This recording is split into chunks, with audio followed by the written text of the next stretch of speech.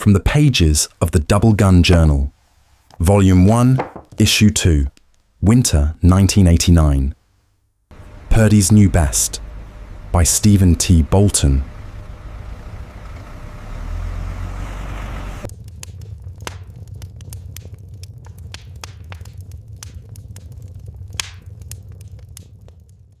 James Purdey and Sons Limited builds only best guns, and over the 160-odd years that the firm has been in existence, its name has become synonymous with the finest in shotgun design and craftsmanship. The firm boasts an enviable reputation for producing graceful, beautiful, and expensive shotguns for a rather exclusive clientele. Certainly Purdeys are expensive, as the current price of the test gun, estimated to be more than $35,000, exclusive of customs duty and shipping costs, bears witness. Certainly they are hard to come by, due in part to the firm's limited output and the long delivery time. But Purdey guns are well made, graceful, and beautiful, and to own or even shoot a gun made by this firm is a goal most shooters would aspire to if they had the means or opportunity. To own a gun comparable to the one described in this article, one must either look for years on the used market or order a new gun from the factory. To aid those who wish to place an order, a short description of the process by which the test gun was obtained by its owner may be useful. The client, as James Purdey and Sons Limited calls its customers, first made known his desire to order a gun in the fall of 1967 when he visited London, England on business.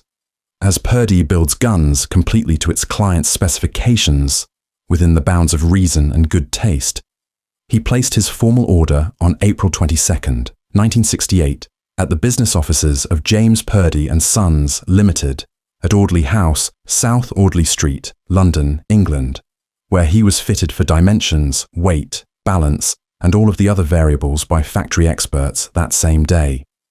The client's specifications were confirmed at Purdey's London shooting grounds with a tri-gun. At the time of order, the gun was described as a new best 12-gauge hammerless ejector over and under single trigger gun.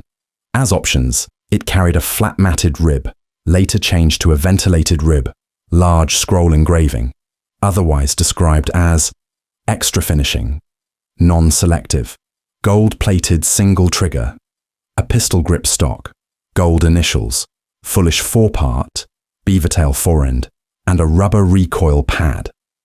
The top barrel was to be choked skeet 1 and the bottom barrel skeet 2.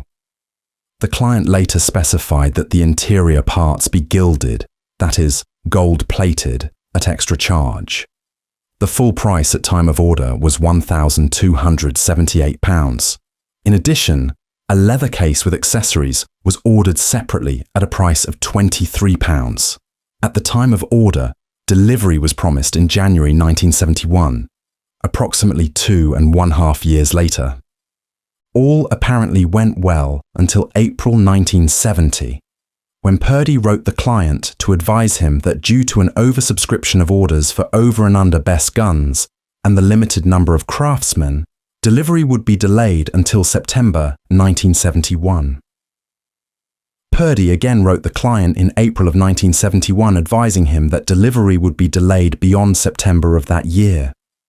In November of the same year, Purdey advised the client that delivery would be delayed until April of 1973, some 5 years after the original order, and blamed the delay on an excess of orders for over and under guns, the fact that the lease on their factory was not renewed, and that several craftsmen had left them for higher salaries.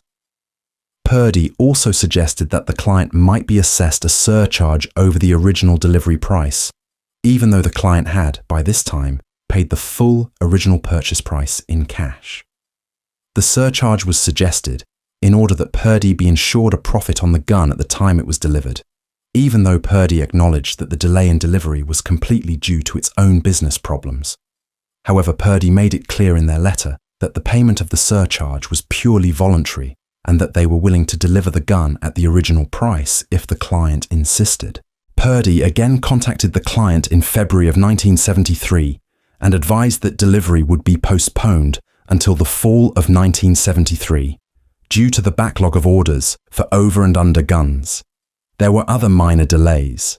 Purdey finally informed the client that the gun was complete on January 28, 1974. At that time, they advised him that they were forwarding a bill with a 30% voluntary surcharge in order to cover their production costs. Happily, the gun was, in fact, delivered as ordered on March 18, 1974, some 6 years after the gun was ordered and some 3.5 years after the original promised delivery date. However, the client's contact with James Purdey and Sons had not yet ended. The client, pleased with the appearance of his magnificent new firearm, took it to his favourite range to try it at skeet. All went well during the first round. However, at Station 2 doubles in the second round, he noticed that the gun would no longer fire its second barrel. After further testing, during which the gun absolutely refused to fire its second barrel, the client wrote Purdey requesting assistance. Purdey suggested that the gun be taken to the gunsmiths for Abercrombie & Fitch, now Griffin & Howe of New York, but indicated that it preferred to examine the gun itself. Thereafter, the client made arrangements to stop at James Purdey and Sons, Limited, in September of 1974 during his annual visit to England. During September 1974, Purdey did perform adjustments to the gun, which has worked satisfactorily since. At that time, the client voluntarily paid the full 30% surcharge. The client's final contact with James Purdey was the receipt of a bill from Purdey for his use of their shooting ground and rental of a car to take him to the shooting ground while the gun was being tested to make sure it functioned properly during the client's visit in September of 1974. At the client's request, this bill was later cancelled. After all this, the client swears that the gun he received in March of 1974 and which was repaired in September of that year was indeed worth waiting for. And when one first sees this firearm in its leather case with all of its dark, rich elegance, the client's feelings are completely confirmed. This Purdey is not flamboyant or gaudy in any way.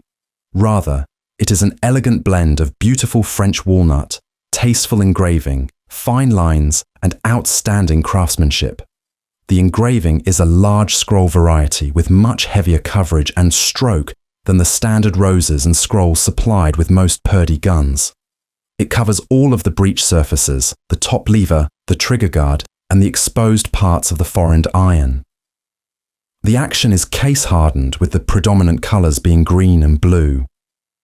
Combined with the varied colours of the walnut and the deep blue of the barrels, this Purdey over and under presents a very handsome appearance.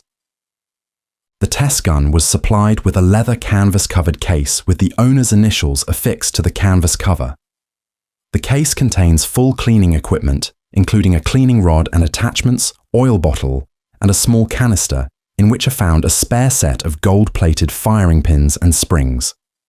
Also supplied was a shell extractor. There are 2 labels affixed to the inside cover of the case. One is the maker's label and the other contains specifications for the gun.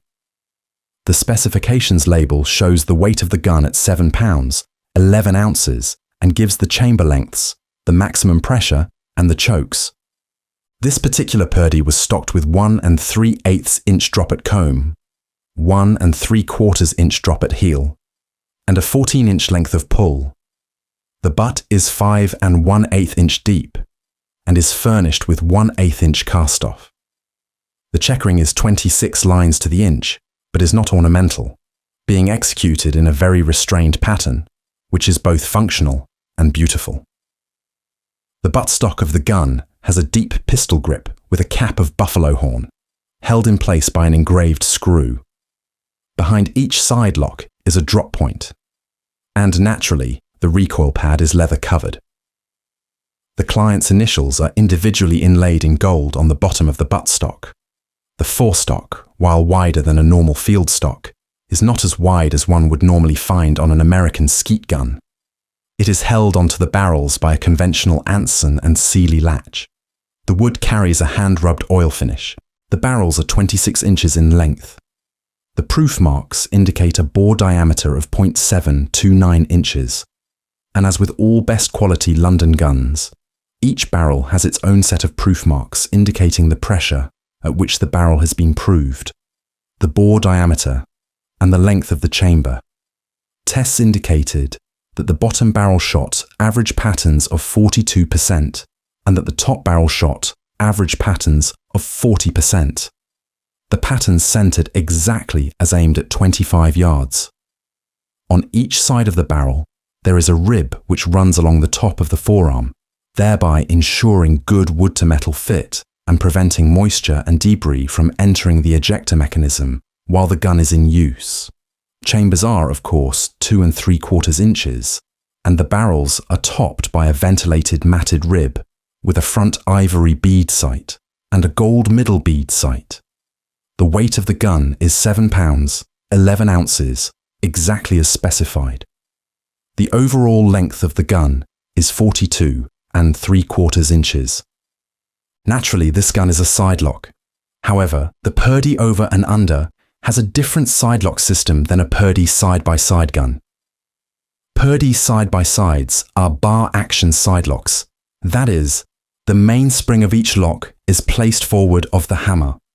However, because of the U shape of the action, Purdey over and unders are equipped with back action sidelocks, and the main spring is placed behind the hammer. The interior parts of the locks are gold-plated, with the exception of the springs which are polished, and the lock screws which are blued.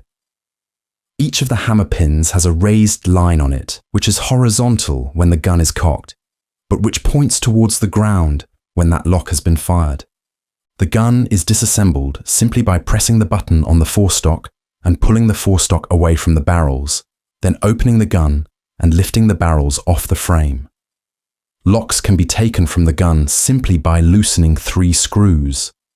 The manufacturer emphatically prefers that the locks not be removed except by a qualified gunsmith.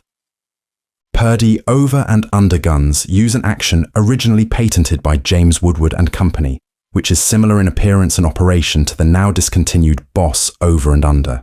When the gun is closed, gold-plated locking lugs protrude from the standing breech into recesses on either side of the lower barrel, thereby securely locking the gun. Each side of the barrels contains 2 additional locking lugs, one of which dovetails to fit recesses on the sides of the action. In addition, ribs running along the side of the barrel are dovetailed to fit small ribs at the top of each side of the action. This action has all of the most desirable characteristics for an over and under action, namely lightweight, small depth. There were a few defects in construction. Several of the screws were ever so slightly burred, and a few of the screws on the exterior of the gun were not in line. That is, pointed precisely towards the muzzle of the gun. Also, there were some checkering runovers, and some of the diamonds were not perfect. However, none of the above is noticeable except upon the most exacting examination.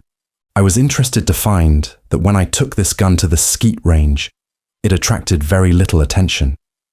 I suspect this is because of its restrained appearance, unlike most engraved guns seen in this country, and the fact that the embellishments of the gun can be best appreciated from close range. I think probably that American shooters tend to equate elegant engraving with a great deal of gold inlay and obvious game scenes, and to prefer a more flamboyant stock figure and finish. At the range, the trigger was tested in the usual fashion. The pull for the lower or first barrel was 4 pounds, 6 ounces, and for the upper or second barrel, 5 pounds, 5 ounces. The trigger is of the 3-pull variety, that is, after the first barrel is discharged, a second pull is required to set the trigger before it can be pulled again, and the second barrel discharged. In normal usage, this happens during the recoil cycle of the gun, and does not require a conscious action on the part of the shooter. During the many rounds of skeet that I shot with this gun, the only problem that I had with the gun was the ejectors, which at first seemed to be out of time. Occasionally, the ejectors would not work at all. At other times, they would trip after the gun was reloaded. However, because this gun is not used often, and since the ejector malfunctions decreased with use, I believe this problem was probably caused by old oil or grease in the ejectors.